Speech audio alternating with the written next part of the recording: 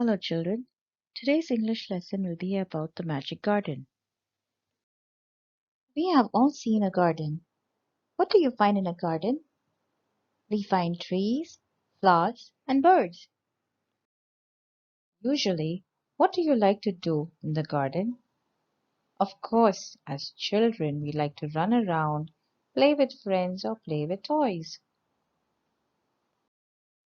Many of us have gardens around our house, even in our friend's house or our neighbor's house. Some of us have gardens even in school. Let us name some flowers we can see in the garden: roses, lilies, marigold, shoe-flower, lotus, sunflower. Imagine if we had flowers everywhere. How beautiful our place would look. Do you think it would be wise to pluck flowers? No. Flowers are so colorful. Imagine the color they add to our area. Today we shall read a lesson about the magic garden, a garden with flowers and birds and magic in it. Before I begin reading, what do you see in this picture? A big school, boys on a seesaw, children running around, and lots of flowers.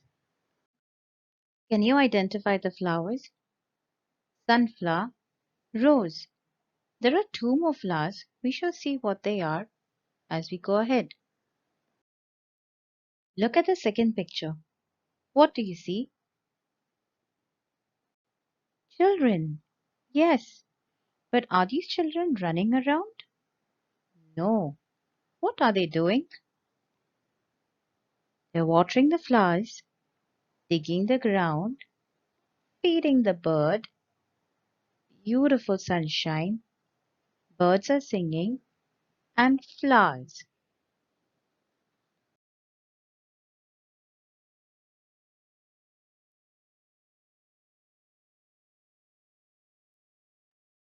In this picture, what do you see? We see children playing.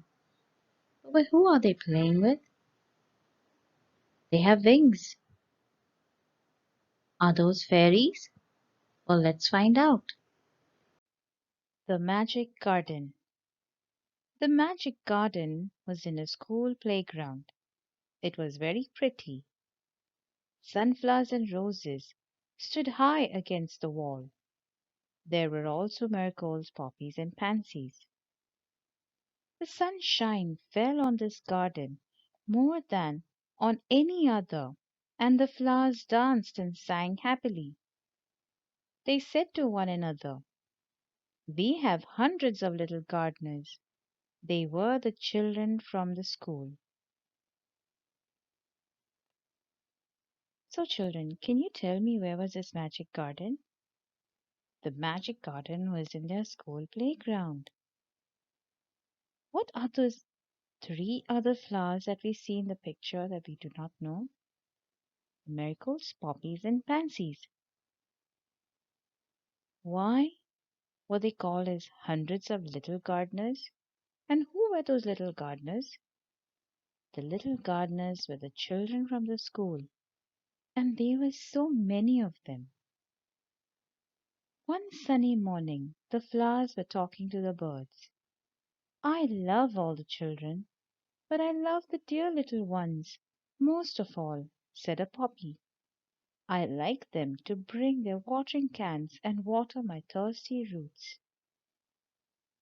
So one morning, while the flowers were talking to the birds, they mentioned that they loved the little children. Why did they love those little children? Because those little children would water their plants. "Yes," said the marigolds, "the boys are good to us too. They dig the ground so well." "We love the little children," said a tiny bird. "They are kind, and they bring bread for us." All the flowers said, "We must work hard to make our dresses very pretty, for the children will be here soon." The sun said, I will help you also, for nothing pleases me better than to see the children running about in the golden sunshine. That beautiful sunshine morning, the flowers were dancing and singing and talking to the birds. What did they say? They said that they loved the children, especially the smaller ones. Now, children, can you tell me what all the children did in that school? In the school garden? Some of the children watered the flowers. The boys would do the digging, and some of them would feed the birds. The flowers, along with the sun, wanted to say thank you to the children for their kind and hard work. So, what did they decide to do? They decided that they would make themselves look even more prettier with their colorful dresses, and the sun would help them by shining bright. Children, do you think that flowers were dresses? Not at all. But the colorful dresses that we are seeing here are the petals. Suddenly, the children came out laughing and singing, and the flowers stopped their songs to listen to them. "Oh, look at the tall sunflower," said one child, and the sunflower lifted its head very proudly. Another child said, "I love the marigold in its golden dress." The marigold smiled happily. So, children, what happened one day while the flowers were talking to the birds? These children came out suddenly, laughing and singing, and the flowers wanted to know what was happening. They heard the children say a lot of good things about them. One child said that the sunflower looked so tall, and the sunflower actually felt proud of himself. Another child said that he loves the marigold because it has a golden dress. The petals you see around the marigold are like golden yellow, so they shine when the sun shines. It was indeed a magic garden, because it had fairies too. They danced and sang sweet songs which only the children could hear. So, children, this magic garden just did not have only the flowers and the birds talking, there were fairies too. And what would these fairies do? The fairies would dance and sing sweet songs, which only the children could hear. After a time, the fairies came out, dancing and talked with the children. Their dresses were made of flowers and their wings of sunshine.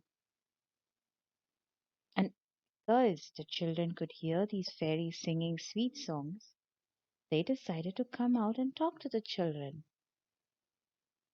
What did the fairies wear? The dresses were made of flowers. So, what children, what do you think were those flowers parts that they used as their dresses? Yes, the petals, the beautiful colored petals were their dresses. And their wings, they were shining because the help of the sunshine. Children, who are fairies? Do you know who fairies are? Fairies are small, imaginary, human looking creatures with magical powers. So, are these fairies for real? The magic garden was quiet that night. The flowers and birds were asleep and dreaming of the next day when the children would come again. So, what happens during the night? At night, as usual, everybody is asleep. The flowers, the birds, the children, the fairies, everybody goes to sleep. But do you think they were fast asleep? No, they were dreaming of the next day. when the children would come again and play with them. This story is adapted from The Fairy Garden by Margaret H. Bolton.